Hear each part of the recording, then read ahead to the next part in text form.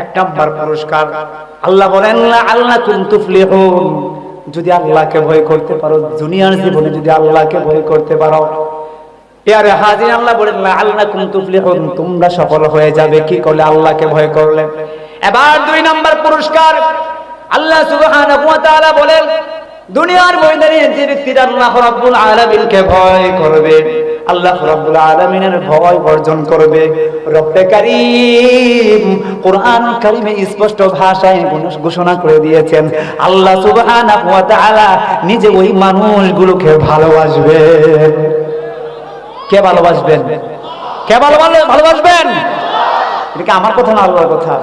আল্লাহ সুবহানাহু ওয়া তাআলা 10 নম্বর পারা 4 নম্বর পৃষ্ঠা সূরা তাওবার 4 নম্বর আয়াতের 6 নম্বর পৃষ্ঠা সূরা তাওবার 4 নম্বর আয়াতের শেষ অংশে আল্লাহ বলেন ইন্নাল্লাহা ইউহিব্বুল মুত্তাকিন,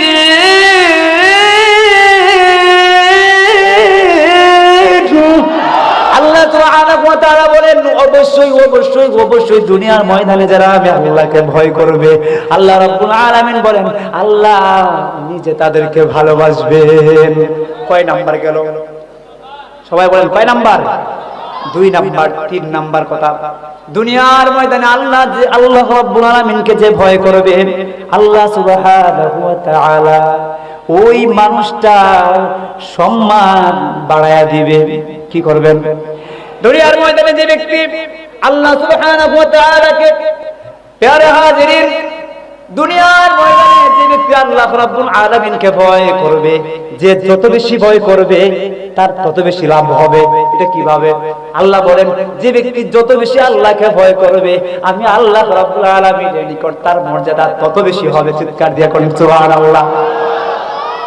দলিল আল্লাহ রাব্বুল আলামিন সূরা হুজুরাতের 13 নম্বর আয়াতে অংশে বলেন ইন্না আকরামাকুম ইনদাল্লাহি আতকাকুম।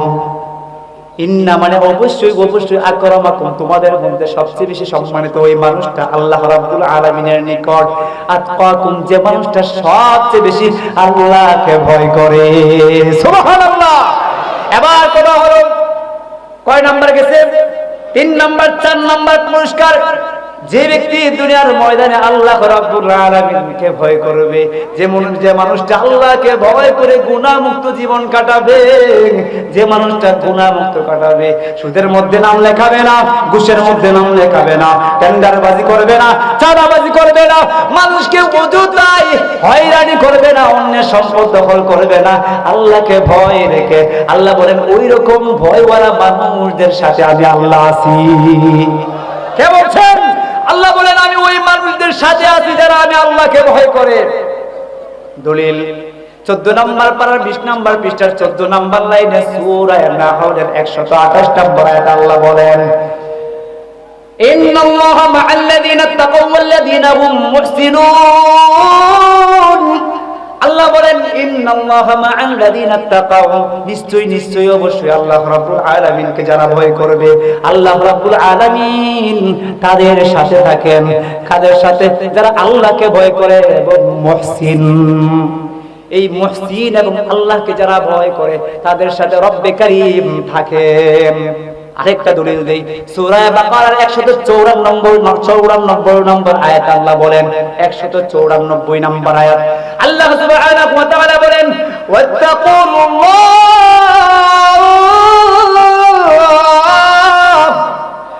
ওয়া'লামু আন্নাল্লাহা মা'আল মুত্তাকিন। প্যারে হাজির আল্লাহ বলেন তোমরা আল্লাহকে ভয় করো, ওয়া'লামু আর জেনে রাখো, ওয়া'লামু আর জেনে রাখো, ওয়াত্তাকুল্লাহা ওয়া'লামু আন্নাল্লাহা মা'আল মুত্তাকিন। অবশ্যই তোমরা জেনে রাখো, অবশ্যই আল্লাহ রাব্বুল আলামিনকে যারা ভয় করে আল্লাহ রাব্বুল আলামিন তাদের সাথে থাকেন। ও মেয়ে, তোমার অন্তরে যদি আল্লাহর ভয় থাকে, কোন মানুষের ক্ষমতা নাই তোমাকে ক্ষতি করার। বিশ্বাস হয় না? আরে আল্লাহ যার সাথে আছে তার কোনো ভয় আছে? ভয় থাকতে পারে না। মালিক যার সাথে থাকবে তার সবকিছুই তার সাথে থাকবে। ঠিক না বেঠে? এখানে বিস্তারিত ঘটনা বললে ঘটনা বলা যায়, ভিত্তিহীন ঘটনা আমি বলতে চাই না। প্যারে হাজিরিন, আল্লাহ যদি আমার হয়ে যায় সবকিছু কার? আমার। এই জন্য আমার সাথে একটু জুড়ে মিলে মোহাব্বতের সাথে পড়ি, আল্লাহ আমার রব, এই রব্বে আমার সব। সবাই সবাই জবান খুলে বলি, আল্লাহ আমার রব, এই রব্বে আমার সব। সবাই, আল্লাহ আমার রব, এই রব্বে আমার সব। দমে দমে তুনো মনে তাহারে অনুভব। সবাই, দমে দমে তুনো মনে তাহারে অনুভব। আল্লাহ আমার রব, এই রব্বে আমার সব। সবাই, আল্লাহ আমার আমার সব। বলেন মারহাবা। আমার যদি আল্লাহ চাই, আল্লাহকে যদি আমি পাইতে পারি, আমার জন্য সবকিছু অপেক্ষমান। প্রয়োজন শুধু সাধনা করে, চেষ্টা করে, আল্লাহর ভয় অন্তরে রেখে মালিকের সাথে একটু সম্পর্ক করা। ঠিক না ঠিক? প্যারে হাজিরিন, সম্পর্কটা কিভাবে করবেন বিস্তারিত আলোচনা আমার সময় নাই। আমার নির্দিষ্ট বিষয় স্যার, আমি অন্যদিকে যাব না। যাইলে যাইতে পারি, কিন্তু একটা বিষয়ের উপর কথা বললে মানুষের একটু ধারণা আসে। ঠিক না ভাই? একবার যাব সদরঘাট, আর যাব হালুয়া ঘাট, এরকম বক্তৃতা আমার পছন্দ না। ঠিক কি না বলো? কিচ্ছা কাহিনীর কথা চলবে না। কোরআন হাদিসের বাংলাদেশ, কিচ্ছা কাহিনীর দিন শেষ। চিৎকার দিয়ে কও ঠিক কি না? প্যারে হাজিরিন, এবার কথা হলো 4টা পুরস্কারের কথা বললাম। কয়টা? 4টা পুরস্কারের কথা বললাম। 5 নাম্বার পুরস্কার, দুনিয়ার ময়দানে যে মানুষটা আল্লাহকে ভয় করবে, মালিকের প্রতি ঈমান আনিয়া, আল্লাহর প্রতি ঈমান আনিয়া, রব্বে কারীমকে হাজির নাজির মনে করিয়া প্রত্যেকটা গুনাহ থেকে বেঁচে থাকবে, আল্লাহ রাব্বুল আলামিন ওই ব্যক্তির জন্য কি ঘোষণা করে দিয়েছেন দেখেন। রব্বে কারীম ওই মানুষটাকে কঠিন থেকে কঠিন বালা মুসিবত থেকে, বিপদ থেকে, সমস্যা, দুর্দশা, সবকিছু কষ্ট পেরেশানি থেকে আল্লাহ রাব্বুল আলামিন ওই মানুষটাকে উদ্ধার করবেন। চিৎকার দিয়া কোন ঠিক কিনা? দলিল কি? ঠিক যে বলছেন, দলিল কি? প্যারে হাজিরিন, আমার আল্লাহ রাব্বুল আলামিন সূরাতুত তালাকের 2 নম্বর আয়াতের শেষাংশে বলেন, ওয়া মাইয়াত্তাকিল্লাহা ইয়াজআল লাহু মাখরাজা। আল্লাহ বলেন, যে মানুষটা আল্লাহ রাব্বুল আলামিনকে ভয় করবে, ওয়া মাইয়াত্তাকিল্লাহ, যে আল্লাহ রাব্বুল আলামিনকে ভয় করবে, ওয়া মাইয়াত্তাকিল্লাহ ইয়াজআল লাহু মাখরাজা, রব্বে কারীম তাকে বিপদ থেকে, বালা মুসিবত থেকে উদ্ধার করবেন। ঠিক না বেঠিক? এবার একটু ছোট ঘটনা বলি। ঘটনাটা আল বিদায়া ওয়ান নিহায়া, বিখ্যাত ইতিহাস গ্রন্থ আল্লামা ইবনে কাসির রাহমাতুল্লাহি আলাইহির একটা গ্রন্থ আল বিদায়া ওয়ান নিহায়ার মধ্যে এসেছে। আরেকটা উৎস হলো জাস্টিস তাকি উসমানী, বর্তমান পৃথিবীর সবচেয়ে বড় দার্শনিক এবং আলেম। উনি তার ইসলাহি খুতবাতের মধ্যে এনেছে খলিফাতুল মুসলিমিন ওমর ফারুক রাদিয়াল্লাহু তাআলা আনহু একটা ঘটনা। প্যারে হাজির, এই ঘটনা বলার আগে আরেকটা ঘটনা বলি, কোরআন থেকে আগে একটা ঘটনা বলি। ঠিক না ভাই? ইউসুফ আলাইহিস সালাতু ওয়াস সালামের নাম কে কে শুনছেন? যারা হাত তুলেন না তারা কি শুনেন নাই নাম? সবাই হাত তুলেন, কে কে শুনছেন? ইউসুফ আলাইহিস সালাতু ওয়াস সালামের একটা মজার কাহিনী আছে। কেউ কি জন্য হাত তুলেছে জানেন? অনেকে একটু জিমানি আসতে পারে। আমি জিমানিও পছন্দ করি না, গল্প গুজবও পছন্দ করি না। প্যারে হাজির, ইউসুফ আলাইহিস সালাতু ওয়াস সালামের একটা চমৎকার ঘটনার একটু অংশ উল্লেখ করব। হযরত ইউসুফ আলাইহিস সালাতু ওয়াস সালাম অনেক সুন্দর ছিলেন, আপনারা সবাই জানেন। ইউসুফ আলাইহিস সালাতু ওয়াস সালামের সৌন্দর্যের কারণে জুলাইখা আজিজে মিশরের স্ত্রী তার প্রেমে পড়ে গিয়েছিল। ঠিক না বেঠিক? আজ যুবক ভাইরা, তোমাদের আওয়াজ ছোট কেন? কে প্রেমে পড়ছেন? জুলাইখা। এটা কি আমার কথা নাকি? আল্লাহ কোরআনে তার কাহিনীটা বর্ণনা করেছেন। ইউসুফ আলাইহিস সালাতু ওয়াস সালামকে জুলাইখা যখন পছন্দ করলো, জুলাইখা ইউসুফ আলাইহিস সালাতু ওয়াস সালামকে কাছে পেতে চায়। তার কাছে ইউসুফ আলাইহিস সালাতু ওয়াস সালাম লালিত পালিত হন, শাহী দরবারে লালিত পালিত হন ইউসুফ আলাইহিস সালাতু ওয়াস সালাম। ইউসুফ আলাইহিস সালাতু ওয়াস সালাম যখন টকবগে যুবক হয়ে গেলেন, জুলাইখা ইউসুফ আলাইহিস সালাতু ওয়াস সালামের নিকট আরো বেশি আকৃষ্ট হয়ে গেলেন। এমনকি একদিনের ঘটনা ইউসুফ আলাইহিস সালাতু ওয়াস সালামকে জুলাইখা শারীরিক সম্পর্ক করার জন্য, কি কোন সম্পর্ক? শারীরিক সম্পর্ক করার জন্য 7টা দরজা আমরা শুনছি। 7টা দরজা আমি কোন বিশ্বস্ত উল্লেখযোগ্য বিখ্যাত কোন তাফসীরের মধ্যে পাই নাই। রব্বে কারীম বলেছেন ইউসুফ আলাইহিস সালাতু ওয়াস সালামকে জুলাইখা বহু দরজা বিশিষ্ট কক্ষের মধ্যে আবদ্ধ করেছিল। দরজার আরবি হচ্ছে বাব, বাবের বহুবচন আবওয়াব, কোরআনে আবওয়াব উল্লেখ আছে। ইসরাইলি রওয়ায়াত মধ্যে আছে 7টা দরজার ভিতরে ইউসুফ আলাইহিস সালাতু ওয়াস সালামকে জুলাইখা আবদ্ধ করেছিল। ঠিক না বেঠে? প্যারে ভাইরা আমার, হযরত ইউসুফ আলাইহিস সালাতু ওয়াস সালামকে যখন প্রথম দরজার ভিতরে আবদ্ধ করা হলো, প্রথম দরজাটা তালাবদ্ধ করা হলো, দ্বিতীয় দরজার মধ্যে যখন আবদ্ধ করলো, দ্বিতীয় দরজা আবদ্ধ করার সঙ্গে সঙ্গে তালা বাজা দিল, তালা লাগাইয়া দিল। 3 নাম্বার দরজা, 4 নাম্বার দরজা, 5 নাম্বার দরজা, আল্লাহ যেহেতু আবওয়াব বলেছেন, বহু বচন বলেছেন, তার মানে তীরের উপরে যতই হোক, বুঝে আসতেছে তো ভাই? প্যারে হাজিরিন, প্রত্যেকটা দরজা যদি 10টা দরজা থাকে, 10টা দরজাই জুলাইখা তালাবদ্ধ করেছিল যেন ইউসুফ আলাইহিস সালাতু ওয়াস সালাম পালাতে না পারে। বুঝছেন তো? প্যারে হাজিরিন, ইউসুফ আলাইহিস সালাতু ওয়াস সালামকে যখন বহু দরজা বিশিষ্ট কক্ষের ভিতরে জুলাইখা আবদ্ধ করলো, আবদ্ধ করার পরে বলতেছে, আমি তোমার জন্য সেজেছি, আজকে আমি তোমার সাথে আমার শারীরিক সম্পর্ক করতে চাই, তুমি কি বলো? ইউসুফ আলাইহিস সালাতু ওয়াস সালাম একজন নবী, আল্লাহর পয়গম্বর হবেন। আল্লাহর পয়গম্বর একজন, তিনি কখনো গুনাহ করতে পারেন না। আমাদের দেশের মধ্যে এক শ্রেণীর মানুষ যারা বলে সাহাবায়ে কেরামকে হকের মেয়ারে হক মনে করে না, তাদের আরেকটা আকীদা হলো নবীগণের কি ছিল? গুনাহ ছিল। নবীগণকে মাসুম বলে। নাউজুবিল্লাহ বলবেন না? ওলে বাড়িতে নাউজুবিল্লাহ বলবেন নাকি? আওয়াজ দিয়ে বলেন নাউজুবিল্লাহ।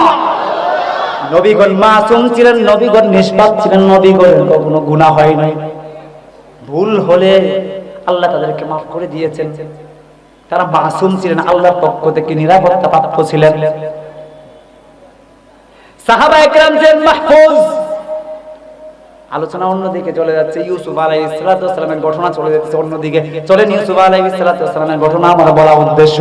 প্যারা হাজিরিন, ইউসুফ আলাইহিস সালাতু ওয়াস সালামকে যখন বহু দরজা বিশিষ্ট কক্ষের মধ্যে জুলাইখা আবদ্ধ করলো, করার পরে যখন বলল, তুমি আমার সাথে সহবাস করবা, আমার সাথে শারীরিক সম্পর্ক করবা, ইউসুফ আলাইহিস সালাতু ওয়াস সালাম একজন পয়গম্বর হয়ে কখনো তিনি সেই কাজ করতে পারেন না।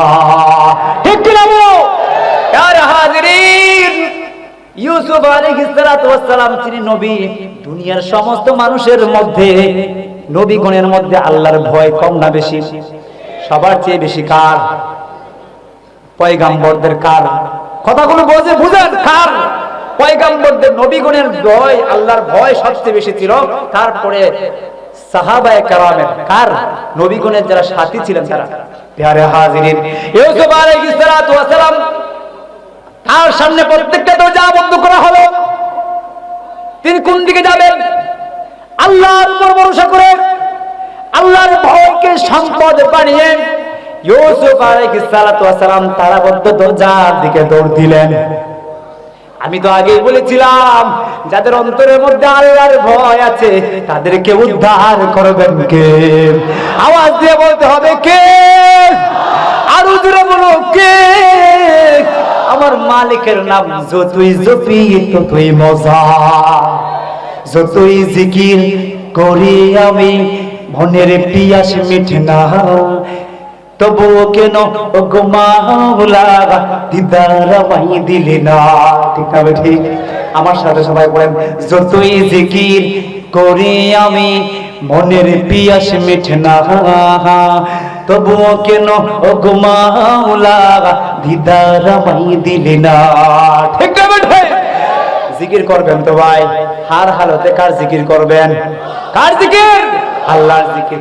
প্যারে হাজিরিন, বলতেছিলাম ইউসুফ আলাইহিস সালাতু ওয়াস সালাম নিজের শক্তি অনুযায়ী, নিজের ক্যাপাসিটি অনুযায়ী নিজের আয়ত্তে যা ছিল তিনি দৌড় দিলেন দরজা পর্যন্ত। দরজা পর্যন্ত পৌঁছার সঙ্গে সঙ্গে আমার মালিকের হুজুতি ভাবে দরজার তালা ভেঙে চুরমার হয়ে দরজার তালা খুলে গেল। খুলে যাওয়ার পরে প্রথম দরজা খুলে গেল, তিনি দৌড় দিয়ে দ্বিতীয় দরজার কাছে গেলেন, দ্বিতীয় দরজাটাও খুলে গেল। আবার তিনি চলে গেলেন তৃতীয় দরজার কাছে, তৃতীয় দরজাটাও খুলে গেল। চতুর্থ দরজার কাছে যাওয়ার সঙ্গে সঙ্গে রব্বে কারীম চতুর্থ দরজাটাও খুলে দিলেন। এরপরে পঞ্চম দরজাটাও খুলে গেল। এরপরে ষষ্ঠ দরজা, এভাবে যত দরজা ছিল প্রত্যেকটা দরজা রব্বে কারীম ইউসুফ আলাইহিস সালাতু ওয়াস সালাম দরজার কাছে যাওয়ার সঙ্গে সঙ্গে খুলে দিয়েছেন। চিৎকার দিয়ে বলেন আল্লাহু আকবার, আরো জোরে বলেন আল্লাহু আকবার। সেই বিপদ থেকে ইউসুফ আলাইহিস সালাতু ওয়াস সালামকে কে উদ্ধার করেছেন? কে উদ্ধার করেছেন? আজও যদি আমরা বিপদে পড়ে আল্লাহর ভয় যদি অন্তরে থাকে, আমাদেরকে কে উদ্ধার করবেন? কে উদ্ধার করবেন? আমার প্রিয় ভাইরা, ইউসুফ আলাইহিস সালাতু ওয়াস সালামকে যে রব্বে কারীম এই বিপদ থেকে উদ্ধার করেছেন, জিনা থেকে উদ্ধার করেছেন, আমার ভয় আপনার অন্তরে যদি আল্লাহর ভয় থাকে, আমার মালিক আল্লাহ রাব্বুল আলামিন সেই তালাবদ্ধ দরজা খুলতে পারেন। হৃদয়ের জানালা খুলে দাও না, হৃদয়ের জানালা খুলে দাও না, প্রভুর প্রেমে মন সারা দাও না। ঠিক কিনা? এবার 5 নাম্বার চলে গেল, 6 নাম্বার মনে আছে ভাই? 6 নাম্বার পুরস্কার কি? 6 নাম্বার পুরস্কার রব্বে কারীম বলেন দুনিয়ার ময়দানে যে ব্যক্তি আল্লাহ রাব্বুল আলামিনকে ভয় করবে, আল্লাহ বলেন আমি এমন জায়গা থেকে ওই মুত্তাকি মানুষটার রিজিকের ব্যবস্থা করব যার কল্পনা তার মাথায় আসে না, যার চিন্তাও সে করে না। এমন জায়গা থেকে আমি আল্লাহ তাকে রিজিক দেব। চিৎকার দিয়ে বলেন সুবহানাল্লাহ। কথাটার দলিল কি? আল্লাহ রাব্বুল আলামিন সূরা তালাকের 3 নম্বর আয়াতের শুরু অংশে আল্লাহ রাব্বুল আলামিন বলেন ومن يتق الله يجعل له مخرجا ويرزقه من حيث لا يحتسب। আল্লাহ বলেন ওয়ারযুকহু, আমি তাকে রিজিক দিব, মিন হাইসু লা ইয়াহতাসিব, এমন জায়গা থেকে রিজিক দিব যার সে কল্পনাও করতে পারে না। প্যারে হাজিরিন, একটু আগে বলেছিলাম খলিফাতুল মুসলিমিন আমিরুল মুমিনিন ওমর ইবনুল খাত্তাব রাদিয়াল্লাহু আনহুর ঘটনা। ওমর ইবনুল খাত্তাব রাদিয়াল্লাহু তাআলা মদিনার গলিতে গলিতে হাঁটছে।